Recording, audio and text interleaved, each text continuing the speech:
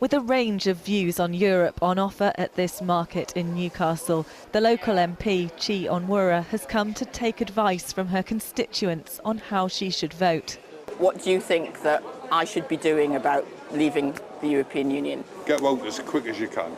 Yes, I appreciate that it was a vote to leave the EU, but it wasn't a vote to go for hard Brexit and leave the single market and kind of take it to the most possible extreme that they're trying to do. I voted to stay, You voted and I just think it'll be a disaster pulling out in the end. It's clear it's not going to be easy, perhaps impossible, for this pro-Remain MP to please everyone in a city that narrowly voted Remain within a region that strongly voted Leave.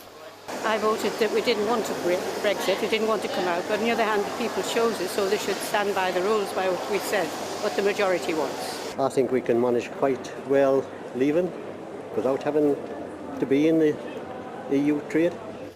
Her leader, Jeremy Corbyn, has ordered all Labour MPs to vote in favour of triggering Article 50. So if she defies that, she risks her shadow ministerial position.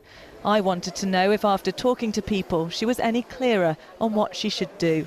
I think I would vote to debate, so that's to the second reading, but unless we get the reassurances about the type of Brexit, about protecting the incomes of my constituents as well as their rights, as well as our future, then I don't see how I can vote for that kind of Brexit. The dilemma that Chi faces is being faced by many Labour MPs across the country, trying to balance their own personal beliefs with the will of their constituents, the will of the people as expressed in the referendum, and the will of their party leadership. Dozens of Labour members have signed this letter to Jeremy Corbyn urging him to change his stance on Brexit.